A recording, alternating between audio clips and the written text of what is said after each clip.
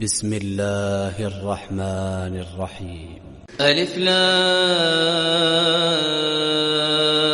را تلك آيات الكتاب المبين إنا أنزلناه قرآنا عربيا لعلكم تعقلون نحن نقص عليك أحسن القصص بما أوحينا إليك هذا القرآن وإن كنت من قبله لمن الغافلين إذ قال يوسف لأبيه يا أبت إني رأيت أحد عشر كوكبا والشمس والقمر رأيتهم لي ساجدين قال يا بني لا تقصص رؤياك على إخوتك فيكيدوا لك كيدا إن الشيطان للإنسان عدو مبين وكذلك يجتبيك ربك ويعلمك من تأويل الأحاديث ويتم نعمته عليك وعلى آل يعقوب كما أتمها على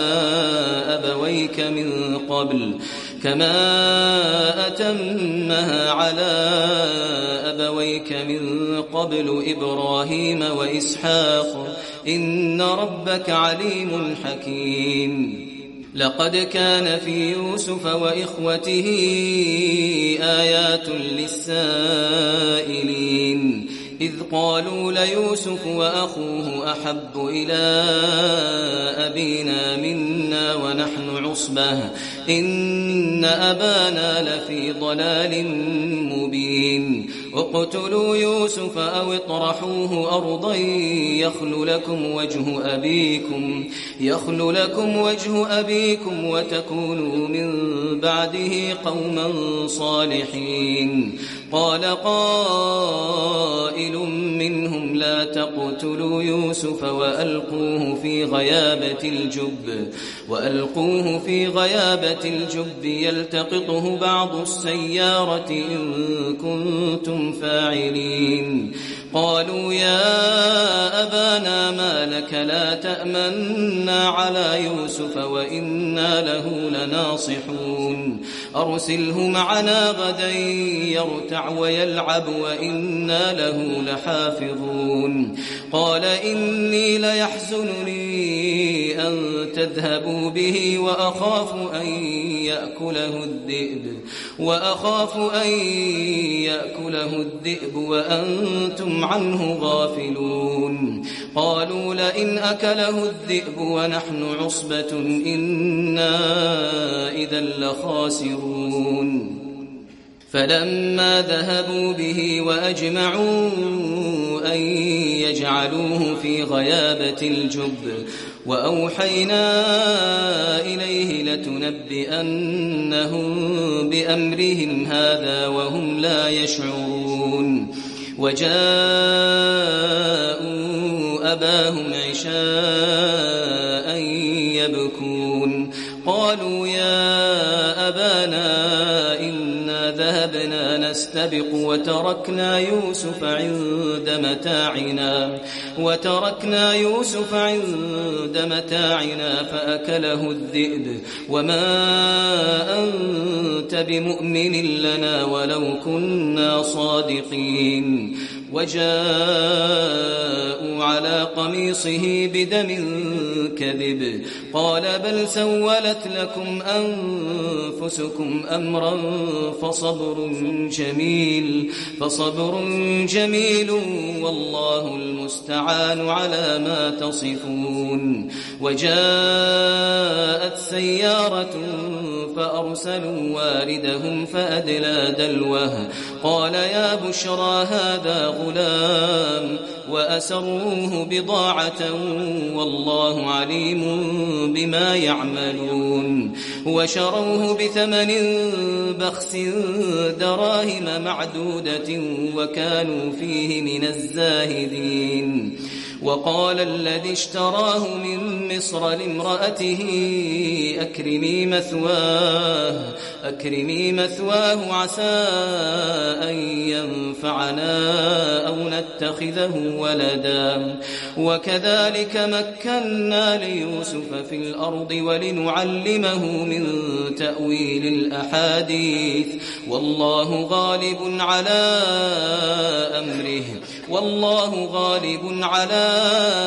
أمره ولكن أكثر الناس لا يعلمون ولما بلغ أشده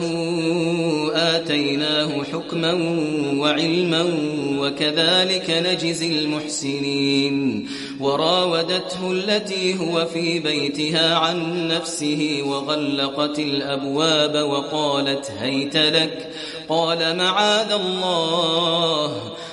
معاذ الله إنه ربي أحسن مثواي إنه لا يفلح الظالمون ولقد همت به وهم بها لولا أن رأى برهان ربه كذلك لنصرف عنه السوء والفحشاء إنه من عبادنا المخلصين واستبق الباب وقدت قميصه من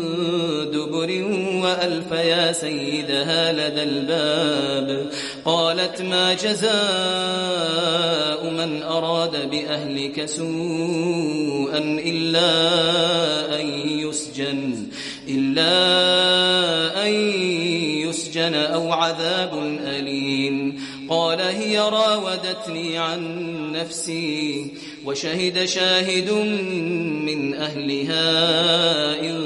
كان قميصه قد من قبل فصدقت وهو من الكاذبين وإن كان قميصه قد من دبر فكذبت وهو من الصادقين فلما رأى قميصه قد من دبر قال إنه من كيدكن إن كيدكن عظيم يوسف أعرض عن هذا واستغفري لذنبك إنك كنت من الخاطئين وقال نسوة في المدينة امرأة العزيز تراود فتاها عن نفسه قد شغفها حبا إنا لنراها في ضلال مبين فلما سمعت بمكرهن أرسلت إليهن وأعتدت لهن متكئا وآتت كل واحدة منهن سكينا وقالت اخرج عليهم فلما رأينه أكبرنه وقطعن أيديهن وقلن حاش لله ما هذا بشرا إن هذا إلا ملك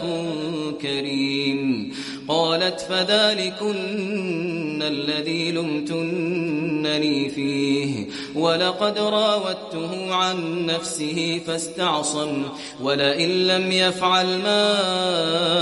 آمره ليسجنن وليكون من الصاغرين قال رب السجن أحب إلي مما يدعونني إليه وإلا تصرف عني كيدهن أصب إليهن وأكن من الجاهلين فاستجاب له ربه فصرف عنه كيدهن إنه هو السميع العليم ثم بدا لهم من بعد ما رأوا الآيات ليسجننه حتى حين ودخل معه السجن فتيان قال أحدهما إني أراني أعصر خمرا وقال الآخر إني أراني إني أحمل فوق رأسي خبزا تأكل الطير منه نبئنا بتأويله إنا نراك من المحسنين قال لا يأتيكما طعام ترزقانه إلا نبأتكما بتأويله قبل أن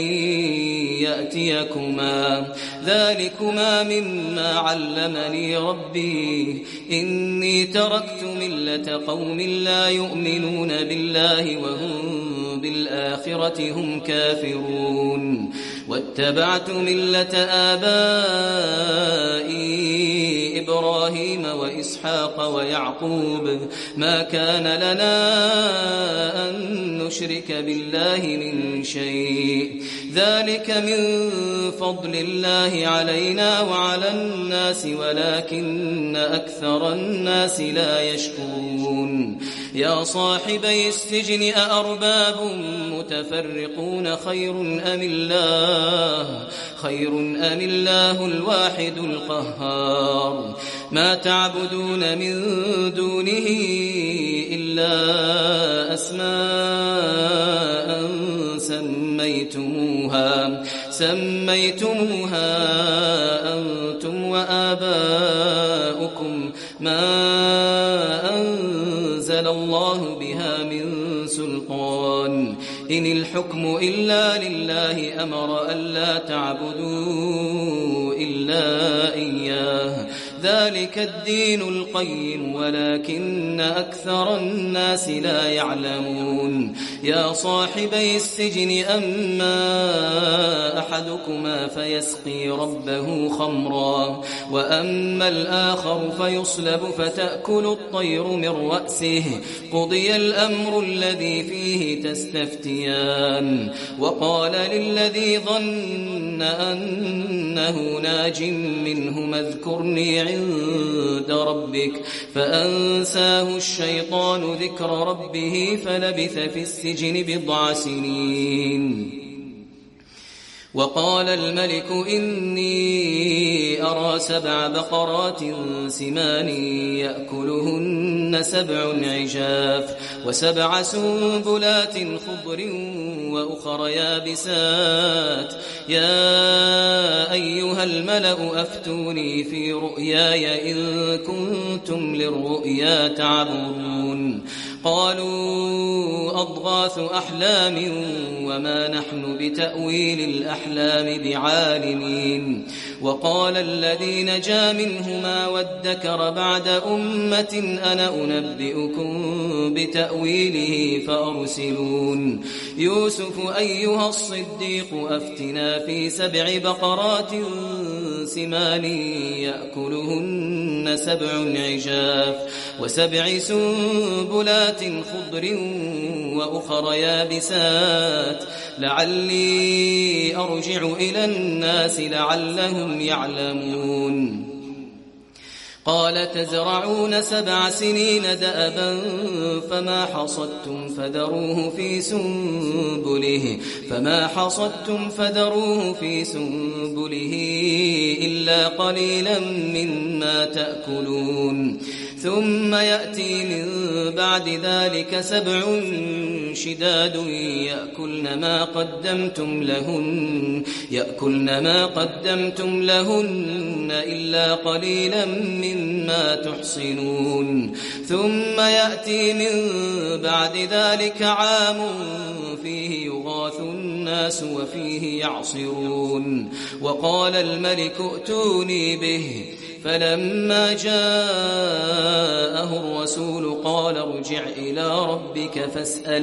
فاسأله ما بال النسوة اللاتي قطعن أيديهن إن ربي بكيدهن عليم قال ما خطبكن إذ راوتن يوسف عن نفسه قلنا حاش لله ما علمنا عليه من سوء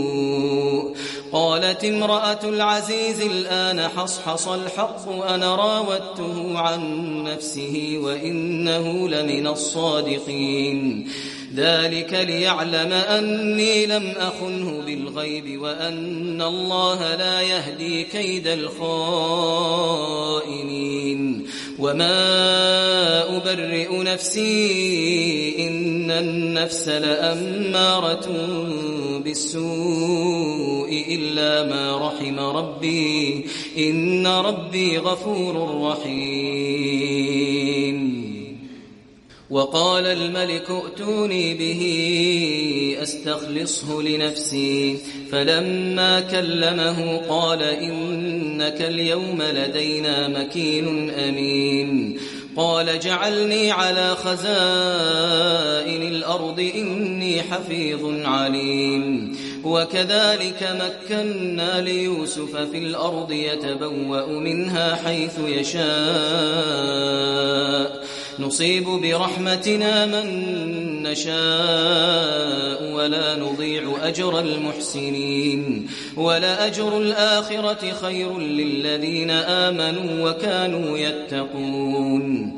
وجاء إخوة يوسف فدخلوا عليه فعرفهم وهم له منكرون ولما جهزهم بجهازهم قال ائتوني بأخ لكم من أبيكم ألا ترون أني أوفي الكيل وأنا خير المنزلين فإن لم تأتوني به فلا كيل لكم عندي ولا تقربون قالوا سنراود عنه أباه وإنا لفاعلون وقال لفتيانه جعلوا بضاعتهم في رحالهم لعلهم يعرفونها إذا انقلبوا إلى أهلهم لعلهم يرجعون فلما رجعوا إلى أبيهم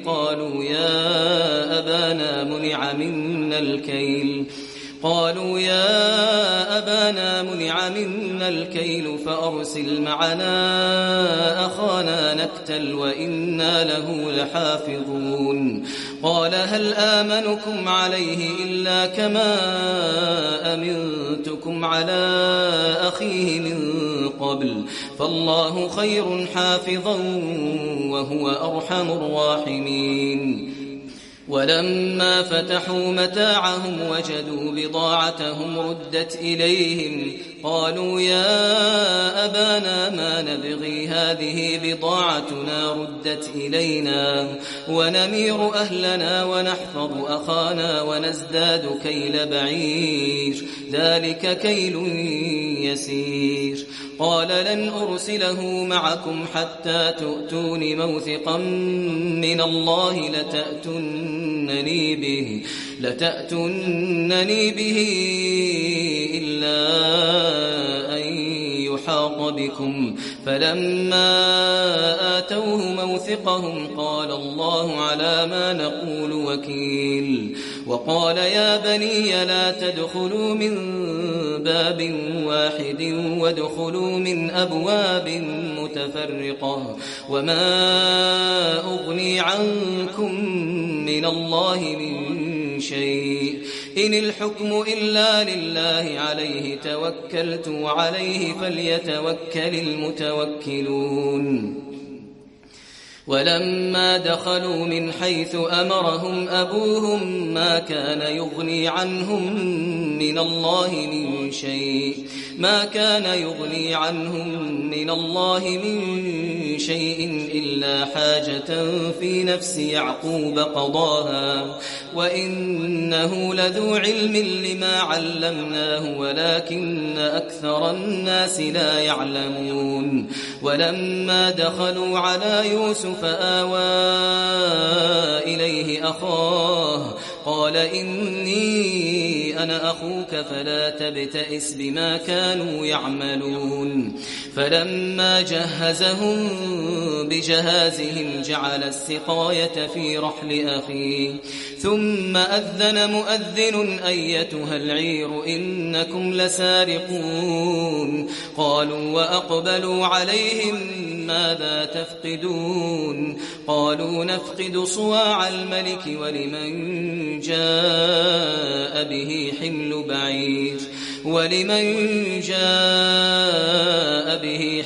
بعير وأنا به زعيم قالوا تالله لقد علمتم ما جئنا لنفسد في الأرض وما كنا سارقين قالوا فما جزاؤه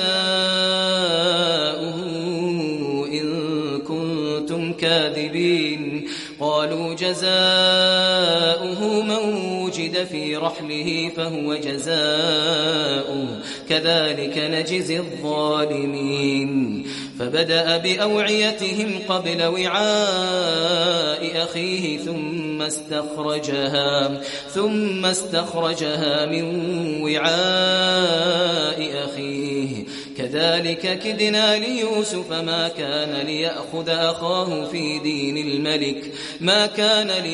أخاه في دين الملك إلا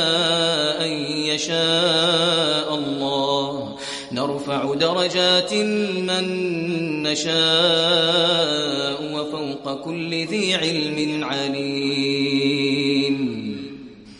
قالوا إن يسرق فقد سرق أخ له من قبل فأسرها يوسف في نفسه ولم يبدها لهم قال أنتم شر مكانا والله أعلم بما تصفون قالوا يا أيها العزيز إن له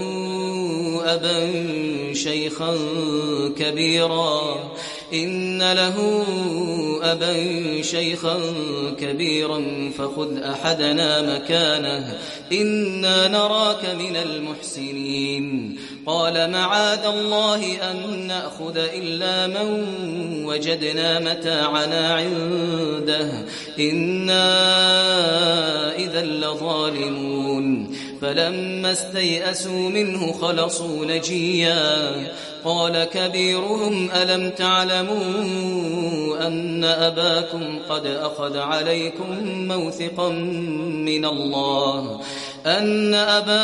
قد أخذ عليكم موثقا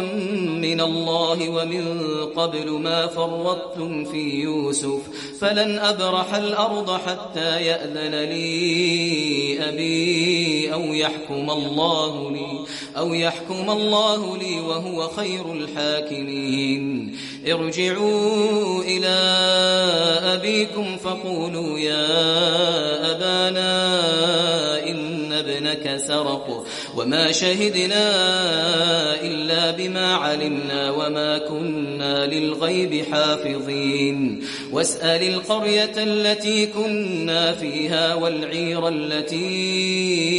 أقبلنا فيها وإنا لصادقون قال بل سولت لكم أنفسكم أمرا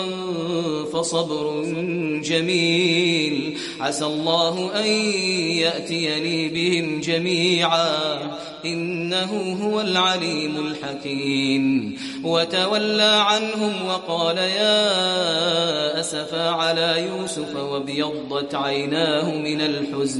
وابيضت عيناه من الحزن فهو كظيم قالوا تالله تفتأ تذكر يوسف حتى تكون حرضا أو تكون من الهالكين قال إنما أشكو بثي وحزني إلى الله وأعلم من الله ما لا تعلمون يا بني يذهبوا فتحسسوا من يوسف وأخيه ولا تيأسوا من روح الله إنه لا ييأس من روح الله إلا القوم الكافرون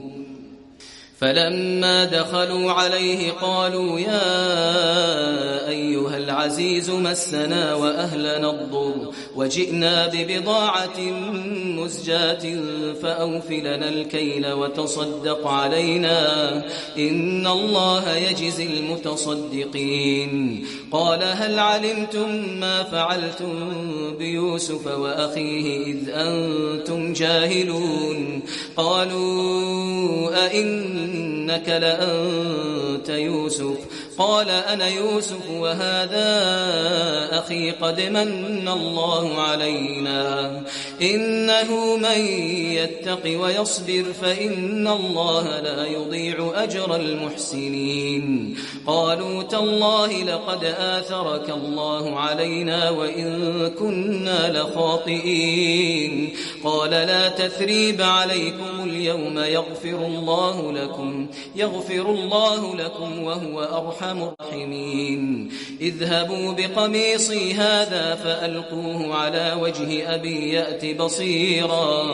يأت بصيرا وأتوني بأهلكم أجمعين ولما فصلت العير قال أبوهم إني لأجد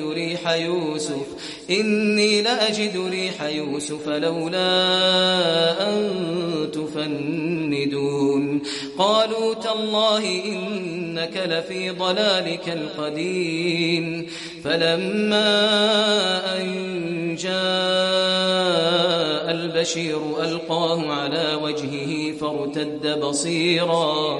قال ألم أقل لكم إني أعلم من الله ما لا تعلمون قالوا يا أبانا استغفر لنا ذنوبنا إنا كنا خاطئين قال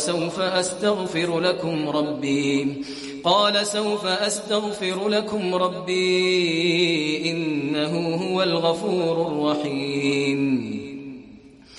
فلما دخلوا على يوسف آوى إليه أبويه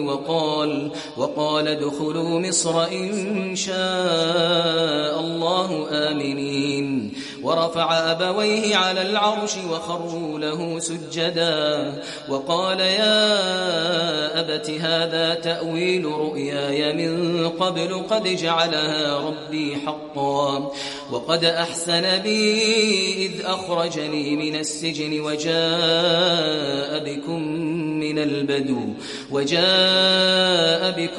من البدو من بعد أن نزغ الشيطان بيني وبين إخوتي إن ربي لطيف لما يشاء إنه هو العليم الحكيم رب قد آتيتني من الملك وعلمتني من تأويل الأحاديث فاطر السماوات والأرض أنت ولي في الدنيا والآخرة توفني مسلما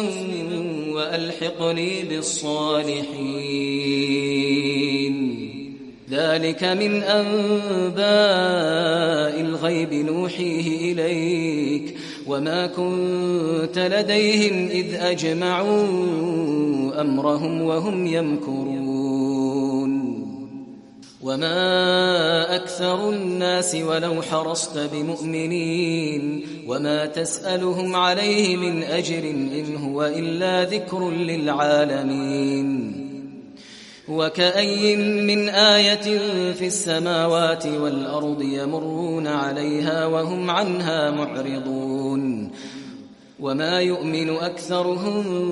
بالله إلا وهم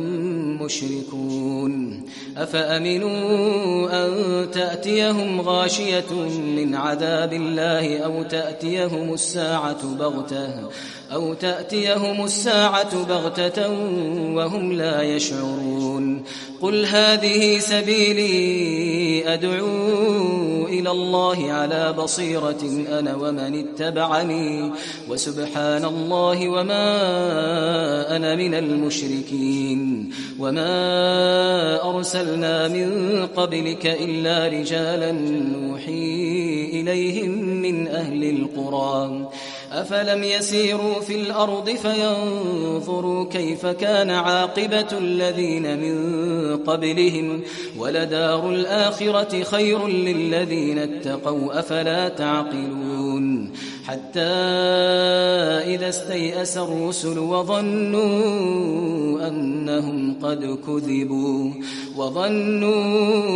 أنهم قد كذبوا جاءهم نصرنا فنجي من نشاء ولا يرد بأسنا عن القوم المجرمين لقد كان في قصصهم عبرة لأولي الألباب ما كان حديثا يفترى ولكن تصديق الذي بين يديه وتفصيل كل شيء وهدى ورحمة لقوم يؤمنون